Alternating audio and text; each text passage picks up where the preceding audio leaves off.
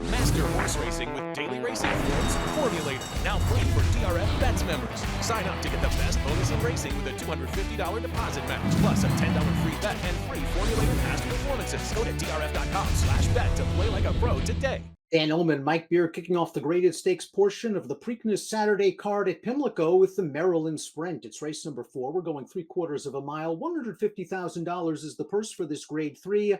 Let's take a look at this field. And the race might go through the upwardly mobile number 4 Disco Pharaoh, Mike, 5-2 on the morning line. Just beat 3 of these last time out in his stakes debut, the Frank Whiteley at Laurel.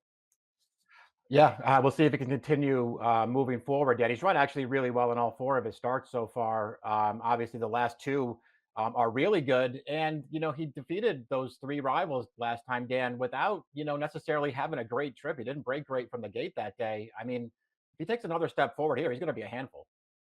Let's throw up the time form US pace projector because there is speed in this race. The 6 Mr. Phil, the 7 Jackson Traveler, they battled each other last time out in New York. And War Toxin, I'm not sure if War Toxin is as fast as those other 2, especially at 6 furlongs, but he's been showing speed going 7/8, and he ran a big race from the rail 2 back in the General George.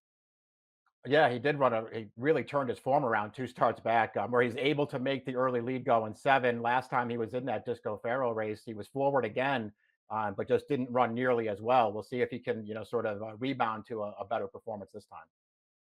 You really never know what you're going to get with the 1 War Toxin going out for Uriah St. Louis and Dexter Haddock. He ran so well in the General George on a solid pace going 7/8, and then he didn't fire last time out in the Whiteley. He was part of a pretty solid pace that day, but he did tire. Now, this is the kind of horse that, like many Uriah St. Louis trainees, can pop up and bite you at a price, and he did so without Lasix 2 back in the General George. No Lasix again. It's a pattern with the St. Louis horses. We see Forewarned runs well with Lasix off. Yeah, that's true. He did. It's something that's at least worth pointing out because it is one of the added things that you have to concern yourself with these days, Dan. That these horses are go on and off that medication. You know that this horse can handle it. I don't really know what to say. He's going to be a big price, and he has a race in him that will give him a real chance in this race. So it could make some sense to use him somewhere. Lots of minor awards on his page, and he is 0 for 11 at 3/4 of a mile on dirt. He might be better at slightly longer. The 2 is Sir Alfred James. It seems like we talk about him every week because trainer Lynn Cash runs him every week. He dances every dance, and more often than not, he gives a good effort. Listen, he was in against 3 of the best sprinters in the country 2 weeks ago, and he was far from embarrassed when chasing Jackie's Warrior from the start. He's an okay horse. Yeah, he really is. I mean, if nothing else, this is significant class relief for Sir Alfred James. Obviously, you know that he can handle the workload because all they do is run this horse, and he just keeps showing up and running good races. He also has really good tactical speed, Dan. There are plenty of ways to look at this horse and feel like he could have a serious say in this outcome. I wouldn't be surprised if he actually is aggressively ridden out of the gate under Jose Ortiz. Clash has told me in the past he likes this horse's speed when he gets him down inside. The 3 is Threes Over Deuces. Will be ridden by young Maclovio Enriquez for Gary Capuano. This is a hard hitter. He's been around the circuit for a long time. He's banked over $500,000. He was just no match last time out for Disco Pharaoh. And I wonder if we've seen his best race already. I wonder if he's a bit off form. Yeah, his last 2 races don't really give him much of a chance here. 2 back, sort of nowhere behind War Toxin and Sir Alfred James last time against Disco Pharaoh.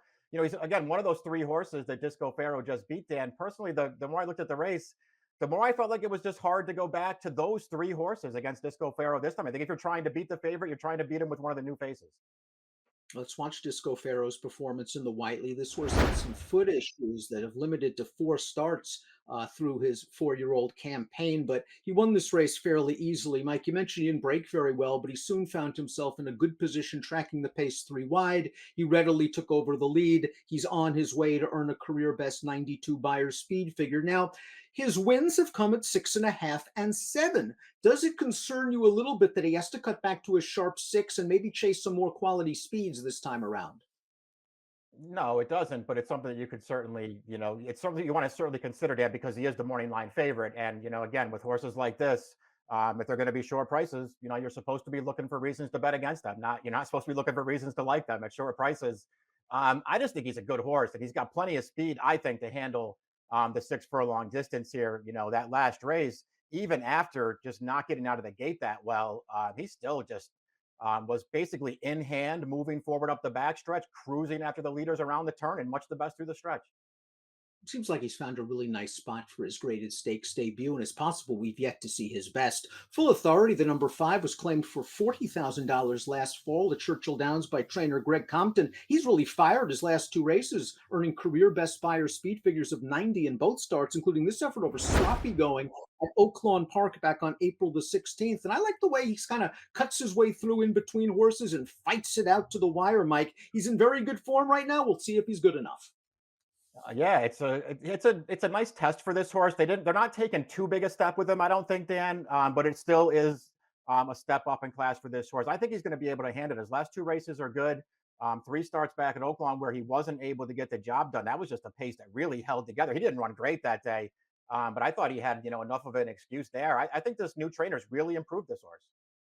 Mr. Phil is the number 6. We've seen Rob Actress do this before with some sprinters, claim them, step them up in class. They run really well in these graded stakes races. They're placed very well, and Mr. Phil seems well spotted after winning his first 2 starts for Actress. He was in for 80 last time out. Let's watch that race on April the 21st, and he was able to make the lead from Jackson Traveler, and they put on a nice little show in the stretch. It looks like Jackson Traveler's got all the momentum, Mike, but Mr. Phil would not be denied.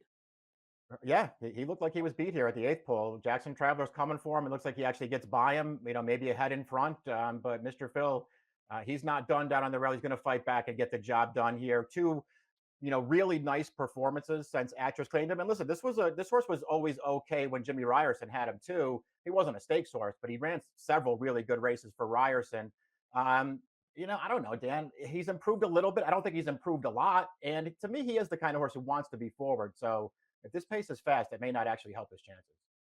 We saw Jackson Traveler. He had a big look at it last time out when in that 3rd level allowance, and he just couldn't put away Mr. Phil. When you watch that race, it's hard to say, boy, I love him to turn the tables on Mr. Phil in here, and then he also has to go and beat Disco Pharaoh. But one of the things he has going for him, besides his consistency, is he really seems to like Pimlico. Yeah, that's true. Actually, it's something that maybe you want to take into consideration that he'll, bring his, absolute best performance over this track. I don't know, Dan. I've never been a big fan of his. He does tend to show up and run every time. If he was going to be some kind of a price in this race, and you told me you liked him, I'd say have at it. But he's one of the favorites on the morning line. Do you really want to bet this horse at a short price? Before we get to our top picks, please click the subscribe button on the Daily Racing Form YouTube channel for all of DRFTV's latest video offerings. Top pick time for the Maryland Sprint. I just think Disco Pharaoh is another one in the tank, Mike. He's lightly raced. He's got upside. He's got the fast races coming in, and he looked good last time.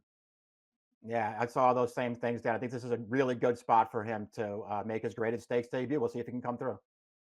We'll see if Disco Pharaoh can take the proper step up into graded competition. I'm going 4-1. Mike's going 4-5 in the Maryland Sprint, the first graded stakes race on Preakness Saturday. Good luck.